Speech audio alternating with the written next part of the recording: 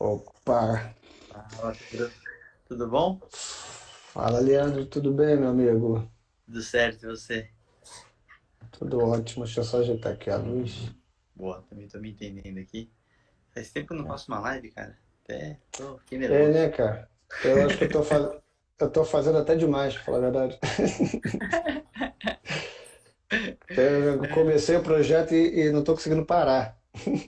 Não, tá ótimo, tem que produzir conteúdo mesmo. A galera agradece. Deixa eu só. Acho que assim pode estar um pouco melhor. Mas Perfeito. e aí, filho? Como é que você tá? Tudo Primeiro, em ordem.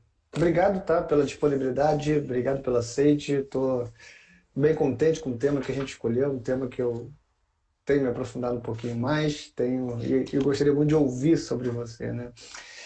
Deixa eu dar uma boa noite primeiro geral para todo mundo, eu já te passo a palavra, que ainda Fique à vontade. sou um pouco ruim, eu não me apresentei, nem falei com ninguém. Pessoal, boa noite, vamos para mais uma live aqui do Resgate, aquela live semanal com um convidado. Essa semana eu já fiz uma live, minha voz estava destruída depois do final de resfriado, e agora ela está bem melhor, ainda bem.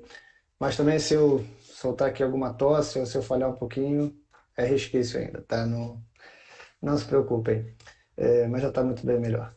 E, bom, hoje eu recebo Leandro Fukusawa, alguém que eu acompanho há muito tempo, gosto muito do trabalho que faz com fisiortopedia. Você vai falar um pouquinho sobre você, eu vou deixar isso adiante. Mas hoje a gente vai falar sobre um tema que assim como todos os temas que eu tenho trazido aqui, eu procuro temas que sejam bem comuns para fisioterapeutas e profissionais de educação física que trabalham diretamente com atendimento ao público, né? E principalmente pensando naquele mesmo indivíduo que em algum momento vai passar pela mão dos dois profissionais ou em algum momento, enfim, ele vai precisar da ajuda de algum dos dois profissionais.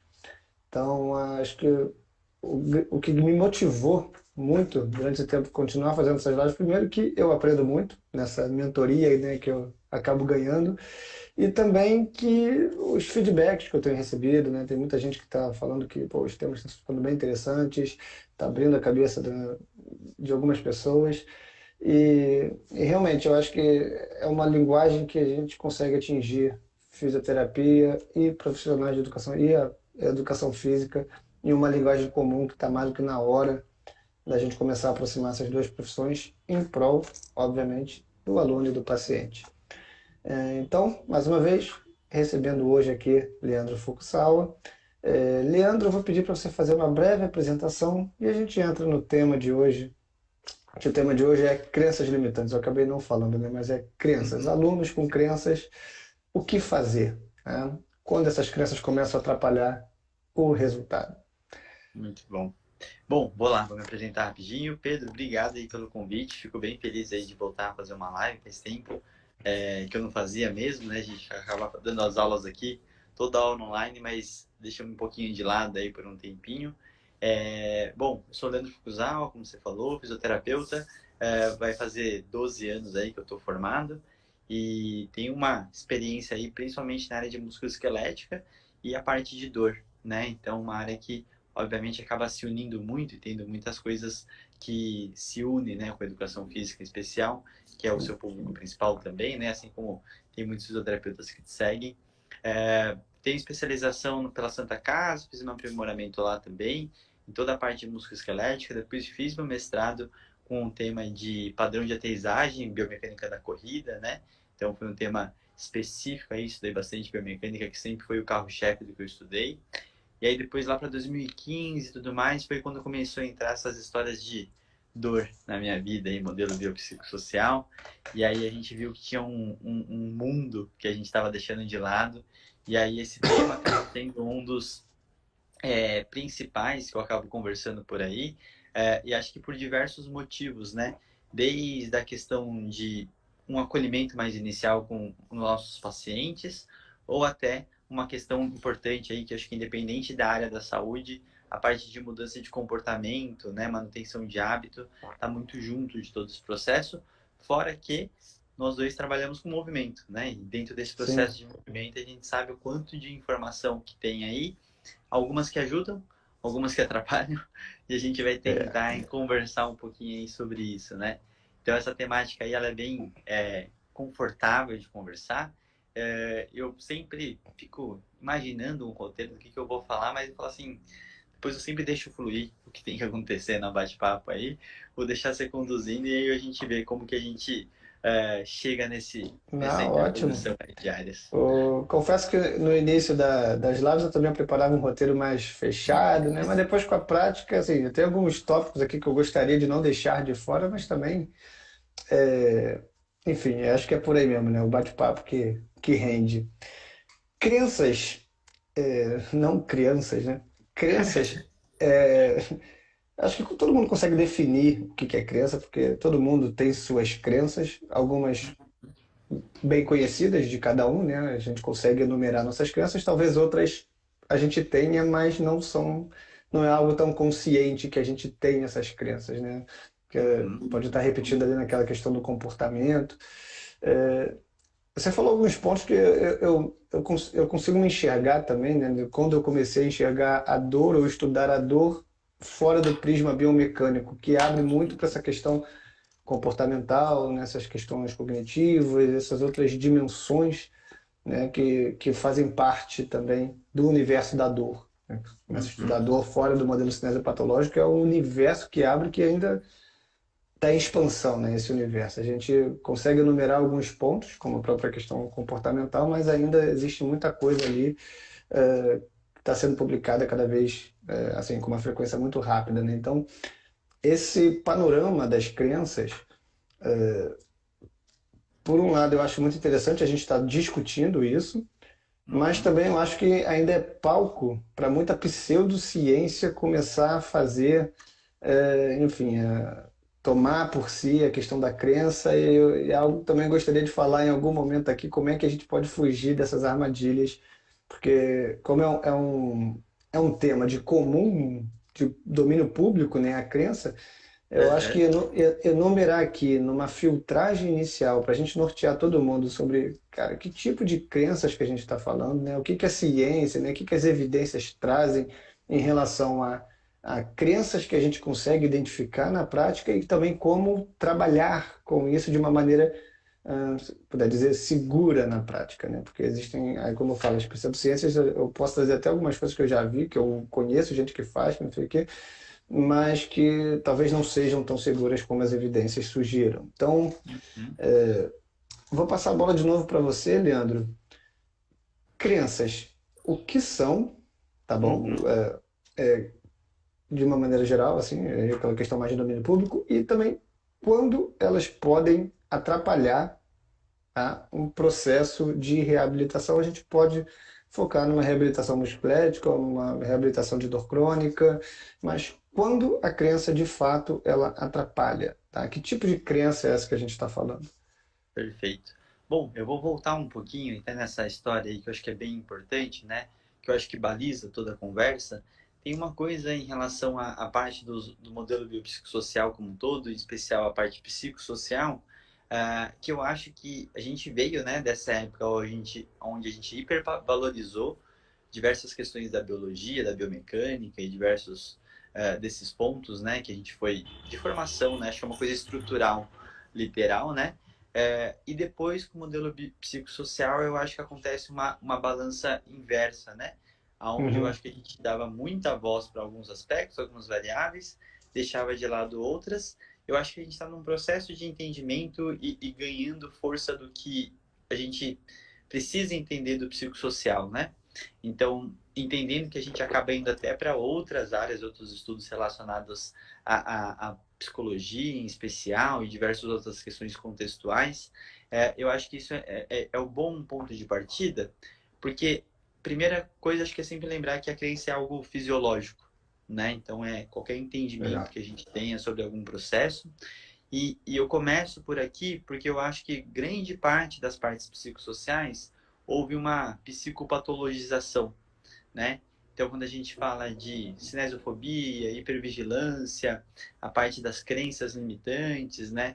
Parece tudo que acaba virando algo negativo, né? E eu acho que aí é o ponto de partida que a gente pode balizar um pouquinho, que a gente vai conversar sobre crenças, mas ela não necessariamente é algo negativo, né?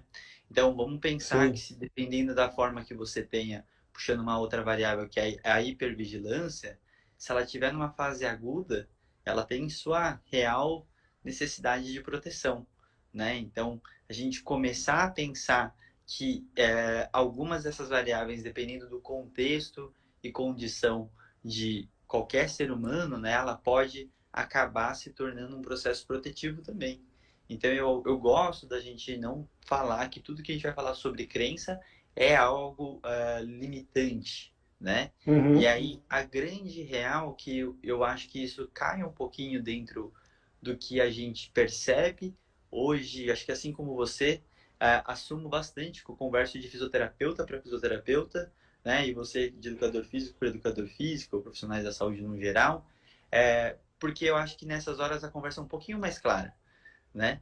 Então, primeiro, eu acho que antes da gente falar da crença dos outros, a gente tem que falar das nossas. E aí, Opa. todo o nosso processo de formação, eu acho que é o ponto de partida. É plausível grande parte das coisas que hoje a gente chama de crença limitante, né?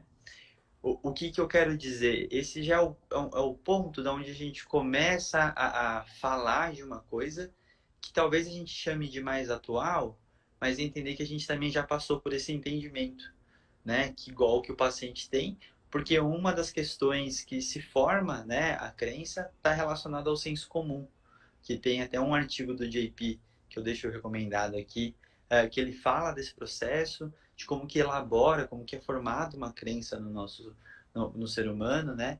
E isso eu acho que é o ponto de partida, porque aí a gente está falando que o profissional vai ter uma formação de crença, e isso Uhum. vai depender de toda a formação, contexto, e eu sempre brinco e falo, né? Eu acho que a formação nossa, a faculdade, é um estágio de 4 anos para a gente era leigo de um assunto, a gente deixa de ser leigo desse assunto e entender que muitas dessas entendimentos enraizados estruturais de senso comum, elas se permanecem depois, se a pessoa, dependendo do quanto que ela se aprofunda, estuda e tudo mais, né? Então acaba só reproduzindo o que acontece por aí, né? E aí isso tem a ver com todo o entendimento que você tem sobre qualquer assunto, qualquer tópico, né? Mas quando a Sim. gente fala aqui de movimento, né? Acho que a gente tem que entender que o que a gente vai considerar negativo é algo que incapacite ou limite o cliente, né, os alunos no teu caso, ou o paciente do nosso lado, em relação ao próprio corpo, né? A questão de segurança, a questão de movimentação. Então, acho que é um bom ponto de partida que a gente vai falar e tentar entender um pouco em relação a isso, né? Então, acho que para não estender aqui, acho que é um Não, bom ponto de não. partida. Você pode sempre levar o tempo que quiser para desenvolver o pensamento. Essa questão contextual é bem importante, né? Porque a ideia da hipervigilância, né? Por exemplo, que numa fase aguda ela tem um contexto, na fase crônica o contexto ele é diferente, então eu acho que um outro ponto que você trouxe, a ideia do profissional também, né? E também outro ponto que eu destaquei aqui, a própria crença do profissional em relação ao movimento, acho que vai Uhum. influenciar também direto dentro dessa história, né? Direto dentro desse contexto, até na questão do que você fala muito da própria validação ou não, né? Da crença do aluno ou do paciente. Mas na parte. E a crença, você pode me corrigir também, né? Essa ideia Uhum. da gente lidar com as crenças está muito ligada também com essa nova, que também não é nova, mas com essa abordagem relacionada à educação em dor, né? Essa Uhum. grande ênfase que está se dando a esses aspectos mais explicativos, cognitivos, né? Essas abordagens que vêm para acrescentar uma terapia manual, que vêm para acrescentar uma atividade física regular, que eu acho interessante, né? E você pode também depois acho que a gente vai acabar falando sobre isso, você pode me corrigir sobre questões mesmo de resultados, né? O quanto é efetivo a gente trabalhar só com educação em dor, o quanto é efetivo a gente trabalhar só com o movimento. Mas em relação às crenças, afunilando um pouquinho mais, na parte prática, né? Quando, quando a gente pode começar a identificar, tá? Uhum. Então, se você quiser dar alguns exemplos de casos, né? Se quiser, a gente pode pegar um aluno hipotético, um paciente hipotético com dor crônica, com suas hipervigilâncias, com seus medos de movimento, né? É, você traz muito, né? Eu acho que a mídia influencia muito também nessa questão de Uhum. algumas crenças virem a ser negativas, né? Que possam, a gente pode chegar no consenso também, as crenças que são negativas, só que eu acho que vão afastar ele de uma prática regular que não deveria ter, talvez, tanto motivo para isso, né? Só pela parte Sim, cognitiva. Mas quando que a gente começa a identificar, tá? Quais as ferramentas que a gente tem como profissional para começar a fazer uma triagem dessas crenças na prática, perfeito, tá? perfeito. Eu acho bem interessante, Pedro, e eu acho que tem até uma divisão importante entre as nossas áreas, assim, né? Então, Uhum, como a gente lida muito mais com o paciente numa fase de reabilitação, fases mais agudas e tudo mais, o que a gente sempre vai procurar entender de base é algum entendimento que ele tenha sobre todo o processo do que está acontecendo com ele, né? E aí, naturalmente, a gente acaba entrando em relação ao entendimento da queixa, dor, da lesão, né? Do nome que ele recebeu. E aí eu acho que a gente acaba fazendo nesse processo um pouco mais avaliativo, né? legal. De linha de base para criar nessa parte. Então, ela para mim, né? Hoje eu tenho um contexto. Desde quando o paciente me procura, eu sempre peço para ele mandar um áudio para explicar um pouco do que ele teve, certo? Nessa hora eu já tento captar, não é que eu tento captar, mas já começo a entender como que ele formula Legal. o processo dele. E em cima desse processo ele já fala assim, fiz uma ressonância, eu vi que tenho isso, aquilo. Então, se em um minuto ele traz algumas informações que você já percebe, então um minuto é o resumo que ele vai fazer de algo muito pontual, que ele vai levantar os principais aspectos para chamar atenção em relação ao caso dele, né? Então, ou seja, é o viés que ele tem cognitivo sobre o entendimento do que é importante do caso dele. Então, você já Legal. começa a ver pontos que ele acha relevante. Na situação do educador físico, muitas vezes vocês acabam tendo uma predominância, né, no geral, não seja exclusivo, de pessoas saudáveis procurando movimento, se exercitar, né, e tendo outros aspectos além do nosso, dificilmente a pessoa vem com esse objetivo, né, então tem um pouco dessa divisão que é super importante.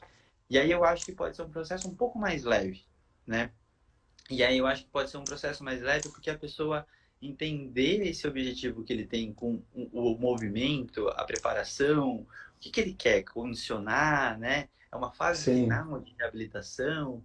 Então, nessas horas, ele tem uma outra coisa que eu acho que pode ser mais sutil esse processo de investigar. Porque senão entra num processo que você vai se preocupar com coisas que ele nem estava se preocupando, né? E sim, você cria uma preocupação com ele. Então a gente, na real, sempre tem que tomar cuidado com como que é essa coisa da praxe inicial que a gente tem contato com o aluno ou paciente, certo? Porque às vezes você fala assim, é de praxe que você faça uma avaliação postural, né? Então assim, eu entendo que por segurança vocês têm diversos métodos avaliativos também em relação a isso. Só que entra um pouco nisso, né? Como que a gente passa algumas informações desses métodos avaliativos, dos achados, sem já começar a criar um pensamento que possa ser limitante para ele, né? Então, sim, eu acho que isso é legal de entender, porque às vezes é uma pessoa saudável e você faz uma avaliação e você começa dentro do que a gente foi treinado, a achar falhas na pessoa, né? E aí você começa a informar, ó, sua cabeça está arterializada, sua hipercifose. Então assim, a gente começa a dar uns nomes para eles e aí ele começa a ter um entendimento sobre a segurança do corpo dele, sobre o estado do corpo dele, né? Então para mim esse é sim. um ponto que é super bacana de pensar, né? Como a gente pega em momentos bem diferentes por predominância, a gente acaba tendo alguns contextos que o nosso, de início, eu já vou entender o que ele entende sobre o processo que ele está passando, enquanto dependendo do processo que vocês acabam sendo direcionados, nem sempre ele está buscando corrigir algo, às vezes ele só quer se sentir mais saudável, né? E aí o processo acho que acaba tendo várias nuances aí que são diferentes entre as áreas, né? Porque senão é isso que eu falei, que a gente volta do profissional estrutural, né? A gente acaba criando crenças limitantes no próprio paciente, né? Porque você quer corrigir algo. E se você está querendo corrigir algo, porque tem algo de errado, né? Então, Sim. entender e interpretar, sempre valorizar, ou passar o recado de uma forma que seja amena, e isso não ser algo preocupante, é pensar e lembrar que tudo que o paciente vai se sentir de segurança, de ameaçador, é o que pode potencializar o entendimento sobre dor e aumentando a intensidade e até a persistência caso ele venha apresentar alguma dor, né? E até para não virar um antagonismo da tua fala inicial com a tua fala final, né? Então, é um percurso mais longo sobre todo esse processo do educador físico, eu acredito que obviamente depende do objetivo, do que o fisioterapeuta, né?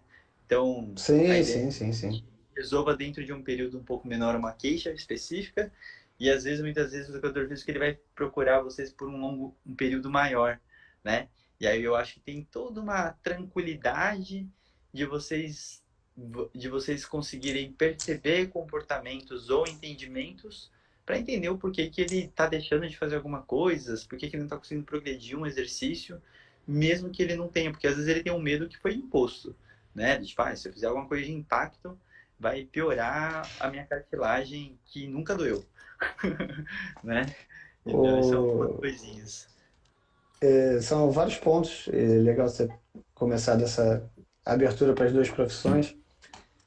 Que realmente eu acho que hoje, tá bom, talvez há uns 10 anos, quando eu comecei, uns 12 anos lá no estágio, mesmo as pessoas com dor que procuravam academia de alguma forma, o enfoque ainda era muito estético, né? Uhum, Apesar da dor, porque é hipertrofia, é diminuir medidas, enfim, tem o enfoque na postura. A postura ainda é, né, aquela grande entrada, assim, tanto pelas avaliações que são recomendadas ainda nas academias, né? A avaliação postural, ela faz parte, acho que de qualquer academia. E então, mais uma vez, né, o próprio aluno muitas vezes já vem procurando uma avaliação postural e já vem com várias crenças em relação à sua postura, né, várias expectativas de como é que ele quer que a postura fique, o que que ele precisa melhorar. Mas hoje a gente recebe também um público, a profissão, né? Quando eu falo nós, a profissão recebe muito um público que simplesmente entende, né? Que aí também, graças à mídia, graças à medicina, graças a muitos fisioterapeutas, que se tornar, né, mais saudável garante uma aposentadoria, né, de corpo no futuro ótima, assim, né? É uhum, um bom remédio, uma boa aposentadoria. Então tem muita gente que não tem mais esse enfoque tanto na estética, mas sim em qualidade de vida, em participar de, sei lá, meias maratonas, que eu acho ótimo, né? uhum, Mas tem muita gente também que vem realmente com dor e quer guiar, manter esse processo dentro como profissional de educação física. uhum, Então, realmente, eu acho que expandiu a nossa área de atuação. Mas a ideia é que essas pessoas elas continuam chegando com muitas crenças e expectativas também sobre aonde elas conseguem chegar e como elas querem chegar. perfeito. Então, a minha avaliação ela mudou muito nos últimos anos, né? Eu não tenho aquela mais avaliação tradicional de movimento, de postural. Acho que isso não tem mais tanta validação ainda, pelo menos para o público que não está procurando a estética, que não está procurando um movimento específico, alguma coisa assim. Mas principalmente falando em pessoas sedentárias, com dor, que querem, Uhum, né, dar início a um processo de atividade física. Você fala muito sobre uma ideia da escutativa, que é algo que eu acho interessante, é algo que eu levo para a prática, é algo que eu aprendi muito a fazer com a prática, que é simplesmente ficar quieto e ouvir, né, realmente o que o aluno está falando, quais são as expectativas dele em relação ao meu trabalho e em relação também à sua experiência com o movimento, né, como é que ele acha que. Então, enfim, mais uma vez eu vou tentando pescar tirando algumas dúvidas das frases que ele veio trazendo, né? Entender uhum, realmente o significado. E, E daí vem surgindo, né, eu consigo fazer, né, depois de muita prática, vou conseguindo ali alinhar mais ou menos uma forma como aquela pessoa pensa em relação ao seu corpo, em relação ao movimento. E alguns pontos ainda tem uma grande crença em relação à postura, muitas das pessoas Uhum. ainda têm. Então, por exemplo, uma que é clássica é evitar de fazer alguns movimentos porque a vértebra pode sair do lugar e ela tem que ir no quiroprata, tem que ir no osteopata para fazer a vértebra voltar para o lugar, para poder. Então, prefere evitar aquele movimento porque gera dor. Ou então são pessoas que têm posturas muito rígidas e porque entendem que a escápula ela precisa ficar fechada por qualquer motivo que alguém falou lá atrás, mas já é uma postura em repouso sustentada, né? Então Uhum. é aquela, então esses pequenos pontos, né?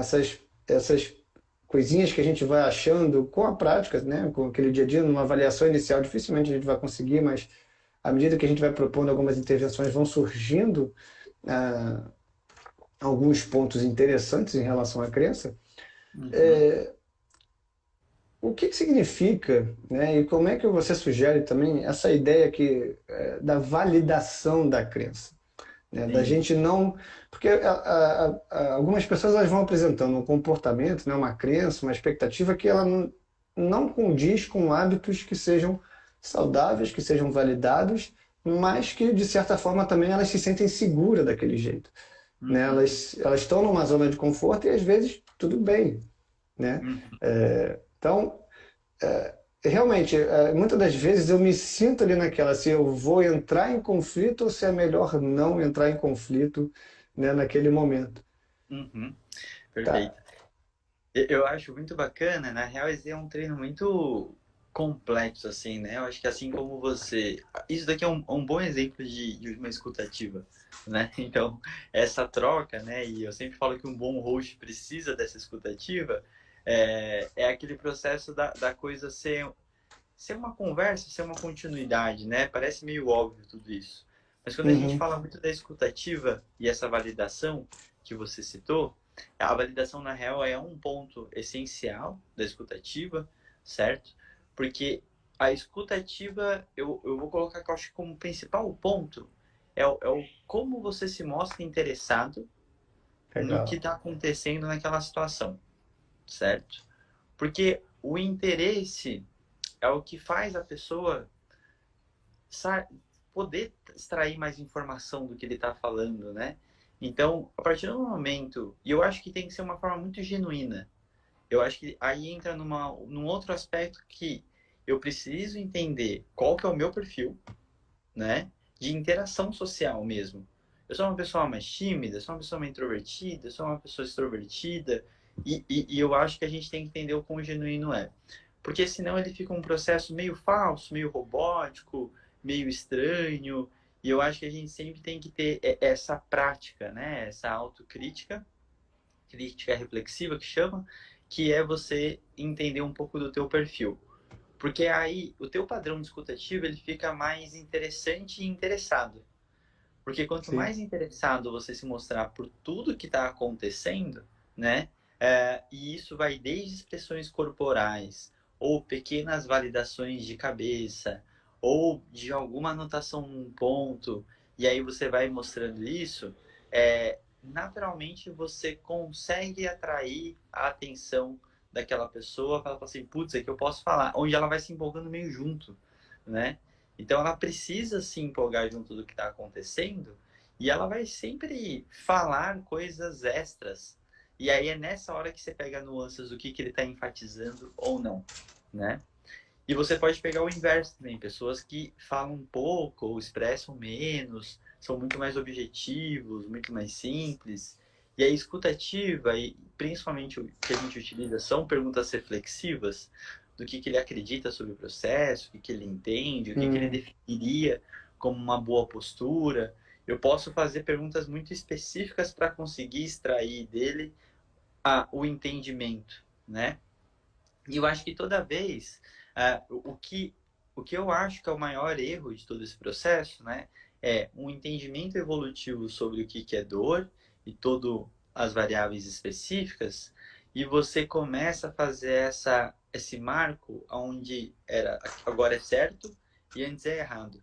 Se eu estou fazendo esse conflito de certo e errado, eu acho que é o primeiro erro que o profissional da saúde comete, como se ele tivesse uma informação mais verdadeira do que a do cliente, do paciente, do aluno.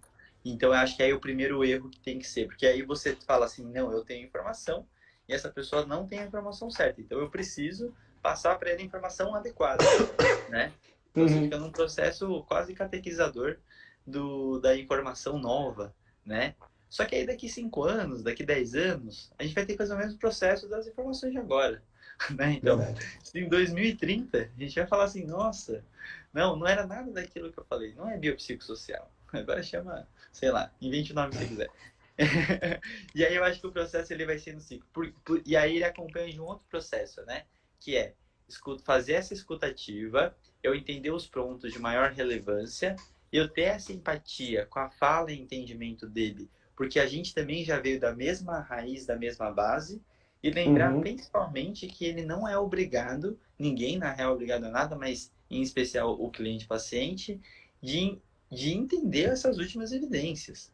Então, Claro. eu acho que nessa hora a gente tem que lembrar que a gente vai entender, pode atender 10 dores lombares, 100 dores lombares e pode ter o acaso do 100 falar que é a hernia de disco que está doendo, né?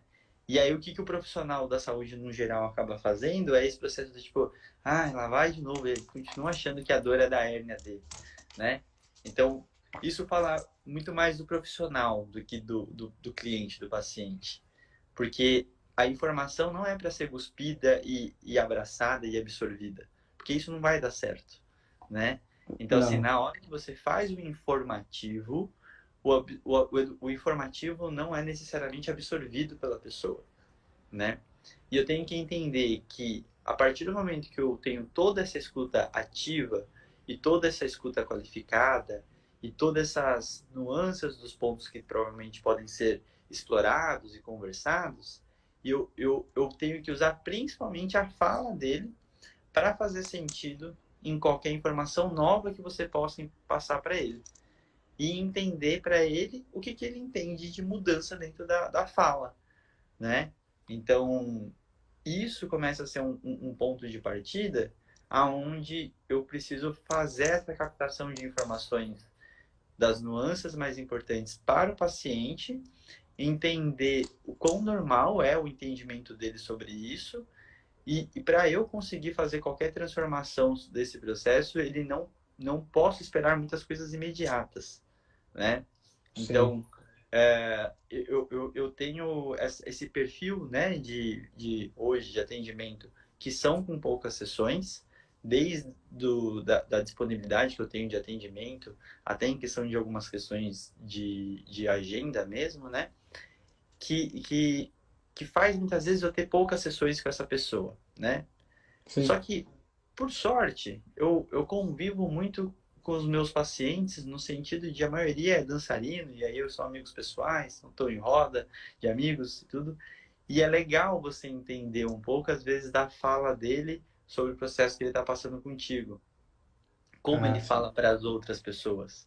E aí eu percebo que o processo não foi tão bonito quanto, nossa, todo aquele processo e agora ele está livre das dores e movimentos soltos, né? E na real não é tão bonito. Então, o processo é entender que aí, principalmente vocês como educadores físicos, se for um período de mais longo prazo, em especial, é maravilhoso para conseguir entender que os entendimentos e comportamentos estão sendo colocados em prática. Porque toda informação sem sensação, ela não acontece nada, né? Ele Sim. vira um debate meio da informação por si só, né? Então eu acho que é uma nuance bacana assim de se pensar, né? Desde o porquê que eu tenho que escutar, como que eu valido, e muitas vezes eu gosto de colocar na primeira pessoa. Eu falo assim, putz, é legal do jeito que você falou, porque eu também já trabalhei muito isso com vários pacientes, né? E aí ele vem vários entendimentos do porquê que não é daquele jeito. Então primeiro eu tenho que entender evidência científica, porque eu Tá. preciso entender o quão normal é o processo, para depois eu passar alguma informação que possa normalizar. Mas o mais importante em tudo isso é pensar assim, a minha informação depois que eu validei e essa nova que eu estou passando, ela só choca a informação, né? Uhum. Então, se ela for só um choque de informação, é uma briga, na real, de uma discussão que provavelmente não vai sair muito do lugar, né?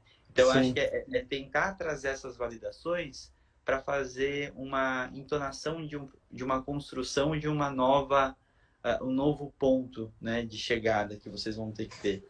E aí, depois, o O, processo dos exercícios, do que for ser abordado, tem uma relação direta com demonstrar tudo aquilo que você falou. E você provar das milhões de formas possíveis que tudo que você falou é verdade, né? Então, nessas horas, muitas vezes a gente fica falando, falando, falando, só que na prática não está acontecendo nada, né? Então, eu acho que tem várias nuances, assim, que elas... Eu não acho que tem que ter um momento para aquilo, porque eu acho que ela tem que acontecer a todo momento, observando entendimento e comportamento. E aí você vai somando o quanto de informação acaba acontecendo, né? o, é bem legal, porque no discurso pode parecer que é simples, né? Mas ele é meio que na prática vai contra a nossa própria formação, né? Como Uhum, formação dentro dos modelos mais biomédicos, né? Dentro do cinesiopatológicos, estruturalistas. A ideia, né, da informação do profissional ser superior à informação do aluno é basicamente a nossa proposta de educação nacional, né? Como a gente aprende, como a gente entende que as coisas devem ser ensinadas, né? É como sem uhum, querer eu ensino meu filho, né? Então, sabe, sem perceber a gente vai levando esse comportamento. Então, acho que o grande desafio, pelo menos que eu tive muito, é quebrar e entender essa outra abordagem, né? Que agora o aluno ele não é mais passivo, ele tem uma voz ativa uhum, e, aí sim, as evidências vão sugerindo que é muito bom que eu dê voz ativa para ele dentro desse processo, que o processo, na verdade, é dele, né? A dor é dele, o corpo é dele, a fisiologia é dele e o futuro é dele, né? uhum, Então, eu acho que um primeiro passo para mim, como mudança, foi eu consegui me colocar um pouco mais inserido dentro do universo do aluno, mas também como um não vou dizer um espectador, né, mas ali alguém que está ali numa sinergia, enfim, para guiar, né, e não para ficar inserindo simplesmente informação, informação, informação, repete, repete, repete.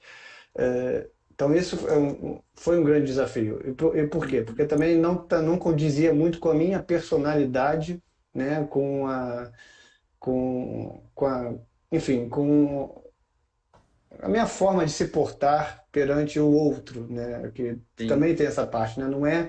Não é algo que vai ser simples para cada um, porque não é simplesmente pegar um manual de técnicas e aplicar. Não é, o que uhum, não é mais relevante aqui qual é o tipo de movimento, mas sim identificar o contexto e agir, identificar um novo contexto e agir, identificar um novo contexto e agir, né? Então, o exercício, mais uma vez, se tornou uma via, né, para a qual ele chegue no seu objetivo.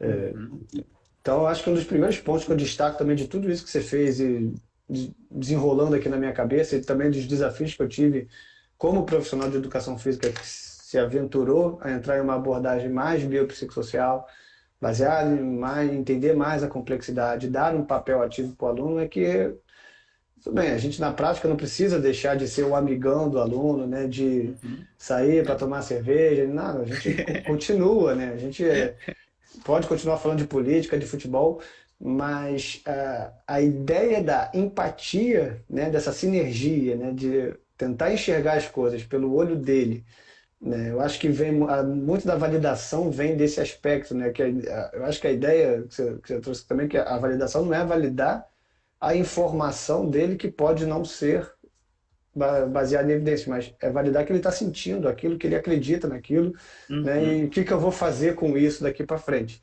né? E Perfeito. evitar conflitos. Uhum. Então tem muita gente que me pergunta em relação a esse, exercícios posturais, correção postural, né? É, exercícios de ativação de músculos profundos do corpo. Cara, e tem muitas das vezes que eu utilizo, e muitas vezes ainda é o principal início que eu faço com muita gente, porque tem muita gente que tem muitas crenças pertinentes a isso, né? Em Uhum. relação ao que precisa fortalecer, que precisa corrigir. Então, que no início talvez eu batia muito cabeça, cara. Não, eu tenho que botar a informação de que, cara, não é, isso não faz sentido. Mas Uhum. para a pessoa faz. Eu percebi que eu estava fugindo muito do objetivo da pessoa, né? Que era se tornar mais ativa. Então, se um primeiro início, né, uma primeira forma com que ela pode se tornar mais ativa é fazendo aqueles exercícios que ela tem, a sua Uhum. preferência, Sim, não tem por que eu bater de frente com isso. Uhum. sim. E eu só complementando, eu acho que assim, o paciente traz muita informação e a gente usa muito pouco essas informações, né? Porque tem hora que ele tá te mostrando alguns caminhos, e eu acho que qualquer mudança muito drástica é a primeira coisa para ele estranhar um pouco, né? E Sim, aí ele vai estranhar do tipo, caraca, mas assim, ou você é um cara incrível que todo mundo fala, aqui depende de como ele chegou em pra você, né? Fala assim, pô, vai lá no Pedro que o cara, meu, fez milagre com o meu corpo. Ou vai que o Fukuzawa tratou todo mundo e todo mundo ficou bem. Então ele chega com uma expectativa muito alta, né?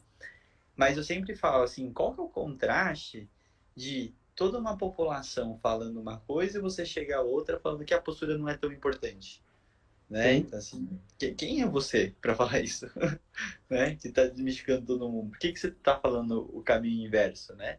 Então, você pensar que muitas vezes você é o estranho com a informação nova, então você tem que entender como que você vai ser sutil para passar essa informação. Porque sim, senão é só uma pessoa revoltada falando de um outro processo. E aí você precisa mostrar esse outro resultado que você está falando, né? sim, Então, talvez ir entendendo, deixando de lado algumas coisinhas, até para ele é, sentir que ele não foi invalidado, mas a ênfase que a gente deu durante a aula, a sessão e afins, a gente começa a direcionar o quanto que ele vai se importar para cada coisa, também é uma coisa muito bacana, né? Porque ele tem um pouco disso que eu acho que acontece muito na prática, tá, Pedro? É, o discurso do biopsicossocial, ele é lindo, ele é bonito, ele, tipo, uhum, o ser humano como um todo, né? Então, você vai falando várias questões emocionais, psicológicas, mas, por exemplo, ontem mesmo eu avaliei uma paciente que eu tive que desmistificar que o emocional que ela estava falando talvez não tenha nenhuma interferência nessa dor dela. Mas ela estava muito certa que o emocional dela abalava ela. Aí eu falo assim, não necessariamente, né? Porque senão você vai pegando. Então, não é só em relação a todas as informações que a gente chama de antiga. É em relação a toda aquela história que ela está te contando, se essas associações ou relações que a pessoa faz tem algum sentido, né? sim, Então, sei lá, uma vez estava dando aula, o paciente, o fisioterapeuta contando toda a história e tal, eu falei assim, eu vi que tem uma parte emocional muito importante e tal, porque toda vez que ele fala do pai dele, ele chora. Eu falei assim, porra, perdeu o pai. Se ele falasse do pai dele e não chorasse, eu achava isso o inverso, né? E aí as sim, relações começam a acontecer, mesmo com fatores biológicos ou psicológicos ou sociais, que entra na psicopatologia, patologização de tudo, né? Então eu acho que esse processo do entendimento do todo tem a ver com esse objetivo que a gente quer chegar. Então, dentro desse objetivo que eu tenho, o que eu acho que impede para chegar nesse objetivo? E aí pode ser no sentido, eu queria ser mais saudável, mas eu acho que com a minha idade, né, só redução de dano, sei lá. Então, o cara vai pensar que, mas por que é só redução de danos agora e você não pode ter um ganho, né? Então, ele já está tendo um processo sobre a idade de uma crença limitante que com certa idade não se tem progressão, por exemplo, né? sim, Então, é entender mínimos detalhes, do tipo, o que ele acha que é barreira para o objetivo que ele quer alcançar, né? E aí pode ir para qualquer área e qualquer situação. Porque vocês vão primeiro alinhar essa expectativa, alinhar os objetivos e aí começar a entender o porquê que ele acha que ele não está conseguindo ter aquele resultado, né? E foi ótimo que você colocou um ponto que quando a gente fala desse alinhamento de expectativa ou toda a interação paciente fisioterapeuta, aluno, educador físico, a gente confunde, né, o que você falou da interação em si. A aliança terapêutica não tem nada a ver com ser legal com o paciente ou vocês se darem bem, né? A questão é do alinhamento de condutas e objetivos. Então, assim, você pode odiar seu paciente, seu aluno, mas se vocês estão chegando no mesmo objetivo, vocês fizeram uma aliança terapêutica, né? Sim, Que vai ser muito importante para como conduzir. O resto é o conforto da relação, né? sim, Então, é um processo que é diferente porque todo mundo acredita que tem uma boa aliança com os seus respectivos, porque eles falam que se dão bem e muitas vezes se tornam amigos de muitos clientes, pacientes, né, alunos. Então, nessas horas você vê que já tem um erro do terapeuta para falar o que é uma boa aliança, né? Então, eu acho que é o entendi. inverso. Uma boa aliança é criar aquela zona de segurança para o paciente, o aluno se sentir confortável no que ele for falar para você. Porque, no geral, a gente muitas vezes precisa de conversas complexas, né? Então a gente precisa de conversar pontos que talvez sejam delicados, talvez sejam difíceis, talvez não seja o momento de chegar naquilo, né? E aí esse tino de você falar assim, cara, é porque essa menina, eu vejo que toda hora ela fica toda abalada emocionalmente, e aí isso atrapalha todo o ganho, assim, né? Então, assim, mas isso já é julgamento nosso. Então, eu acho que muitas vezes quando a gente fala do processo de crença limitante, eu acho que é a interpretação é nossa, do nosso julgamento desnecessário para Legal, cara. diversas situações que esse paciente está te passando. E aí você não criou a zona segura para ela poder te alertar das reais questões que estão por trás daquilo, né? Então, a partir do momento que você cria esse ambiente, se aprofunda em coisas que às vezes a gente nem sabe também lidar e conversar, né? Então, assim, Não, eu não vou, é, né, chegar em todos os pontos. eu imagino que com fisioterapeuta isso também acontece, né? Mas muitas das vezes alguns assuntos são falados só com o profissional, né? Não é falado com a família, não é falado com o filho, não é falado com o chefe. Eu tá falando aqui, eu tô lembrando de um aluno que ele estava com problema cardíaco e Uhum. ele só conseguiu falar para mim, porque ele não tinha mais ninguém para falar, né? Uhum. E hoje olhando para trás, só que eu vejo isso, né? Não lembro nem como é que eu conduzi isso tudo, mas eu acho que na época eu fiquei um pouco assustado e não dei tanta importância pelo fato dele estar contando para mim só. Eu não queria que Uhum. eu contasse para ninguém, né? Mas era quem eu tinha ali, era quem ele tinha, né, na relação para contar. Mas isso faz muito tempo. E eu não dei a ênfase, enfim, né, a relevância que talvez eu daria hoje. Então é interessante isso também. É, e bem interessante, cara. Eu vou te passar uma última mensagem, né, para você. Se você pudesse, né, dar algumas dicas, sugestões do que um profissional de educação física, um fisioterapeuta também, que se enxerga hoje que pode explorar melhor essa sua relação com o aluno, com o paciente, que não está dando talvez o papel ativo que ele deveria, que está entendendo pouco a mensagem aqui e se identificou como não fazendo isso, né? Como é que essa pessoa ela pode começar, ou assim, Uhum. o que que ela pode começar a fazer, ou o que que ela pode começar a parar de fazer também, Uhum. né?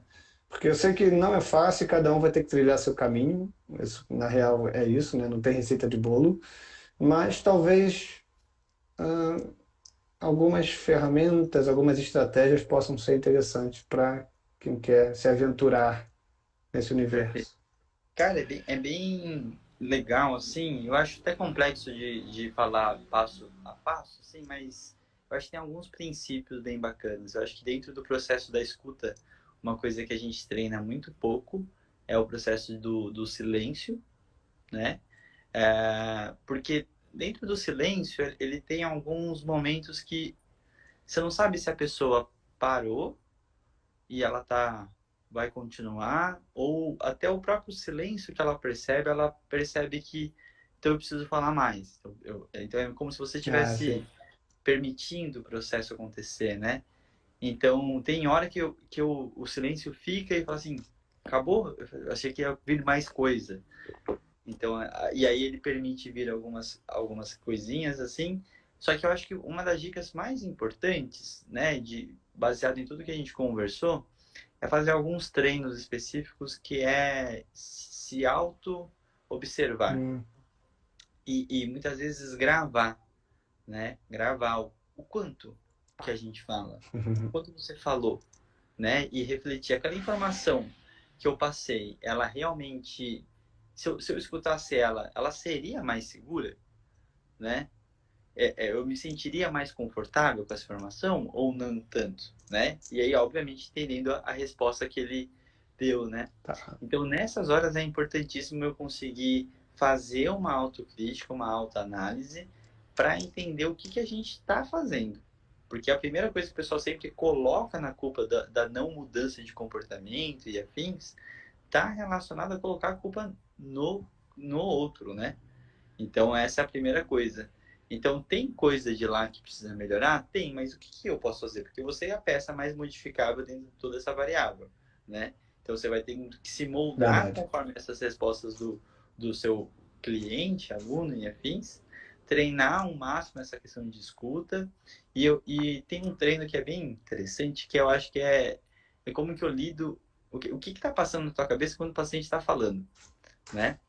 Porque que eu acredito, assim, a gente automatiza tanta resposta que você tá escutando, aí você escutou a palavra hérnia. Aí a sua cabeça já ficou assim, então a gente vai falar sobre essa hérnia para desmistificar essa hérnia.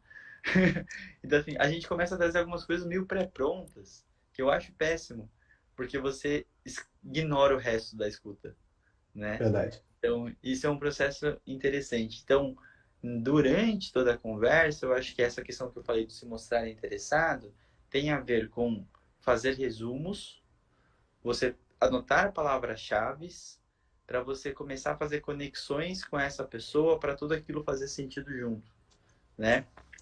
E aí você vai se explorando, pedir para ele falar assim, ó, oh, você falou essa palavra que achei muito interessante, né? Porque esse é um puta treino. Qual daquelas palavras você Muito. está anotando? Por que você anotou ela? E aí entender essa ênfase que o paciente dá, porque às vezes você anota a palavra e quando o paciente explica nem é tão enfático assim quanto você imaginou ou você só achou que era, né? Porque tem a ver com essas percepções que a gente vai tendo. Então acho que é frear um pouco o excesso de interpretação que a gente faz naquele momento. E muitas vezes fazer um treininho de resumir para ele o que ele falou, para ele também fazer essa escuta de fora. Puta, então quer dizer que você acredita que assim, todo esse processo que você passou e você não pode fazer essa movimentação é por causa da sua hernia de disco, né? Mas o que você acha que acontece se você refletir agora, por exemplo?